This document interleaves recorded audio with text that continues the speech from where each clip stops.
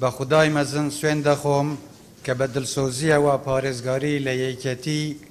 گەل و خاکی کوردستانی عێراق بکەم و 7 ساڵ بەسەر سوێند خواردنی کابینەی نوێی حکوومەتی هەرێمی کوردستاندا تێپەڕ دەبێت. لە ڕووی داراییەوە ئەم کابینەیە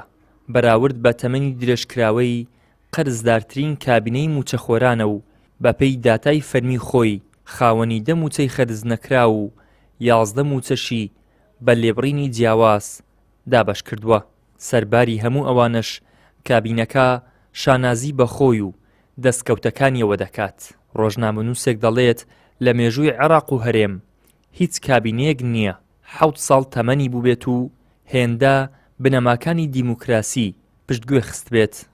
زۆر سێرەکە باز دەکەن کابینەیەک تەمەنی 7 ساڵ شانازی بکە ئەو 7 ساڵە خۆی نقطەیە لەسەری هیچ کابینەیەک نەبووە لە عێراقی تازە کە دیموکراسی تازە نیشتنمای تێدا کردووە 7 ساڵ یعنی 3 ساڵی زیادە ئەو جارە 3 ساڵی تەمەنی کاربڕێکەرە یعنی 3 ساڵ هیچ بڕیارەشی پاشخانەشی یاسایی تێدا نییە چکە خۆمان نەزانی ئەو یاسا ئەو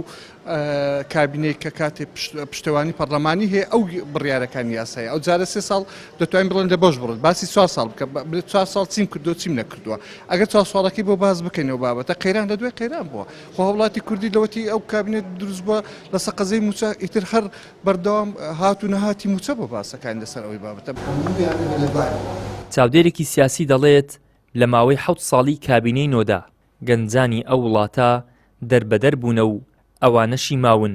بێکار و لە ژیانێکی ناڕەحەتدان هەر بۆیە ئەو کابینەیە بە هیچ شێوەیەک جێگای شانازی نییە. بۆ شخصی و بنەماڵی خۆیانە شانازیە چکە تێیدا بوون وەزعەکانە بەڵام بۆ میلەتە جێگای شانازی نییە لە بەرەوەی 8 موچی هەر نەداوە جگە لەوە ئێستاکانە چەندی مانگە وەنیە ئەمە 50 ڕۆژ هەر موچەی 6 نەداوە یعنی ئەمە لە پێناوی خۆیانە بەڕێ لە پێناوی خۆیانە جێگای شانازی بە لە پێناوی میلەتان نەخێر دواتر گەنجەکانی ئەم وڵاتە هەمویان دەربەدەر بوون ئەوەی کە لە کوردستانی شاماوەتەوە لە ماڵەوە کەوتووە بێ ئیشە ئایا ئەمە سەروەریە بۆم دەسەڵاتە نەخێر دەست شانازی نییە و شکستە بۆم دەسەڵاتی کە هەیە لەو بابەتانەوە هەم لە تەشکیلەی حکوومەتە کە نەیتوانیوە دڵی ئامانجی ئەو خەڵکە بینیتە دی ئیتر ئەم حاڵەتانە حاڵەتێکی ناخۆشە وڵای کابینەکە بە هیچ شێوەیەک جێ شانازی نییە. حکوومەتێک 3 ساڵ لە قۆناغی بەسەرچوون و بێ پەرلەمانی دابێت کۆکردنەوە و خەرجکردنی دارایی بێ چاودێری بێت دەستپێکەکەشی بە دەستگیرکردنی دەیان ڕۆژنامەنووس و چاڵاکی مەدەنی بوو بێت و نەشی توانی بێت موچەخۆرانی لە قەیرانی نەدان و دواکەوتن و لێبڕینی موچە ڕزگار بکات ئەم حکوومەتە ناکرێت خۆی بە سەرکەوتوو بزانێت. ئیدریس محەممەد کەناڵی ئاسمانی پەیام هەولێر.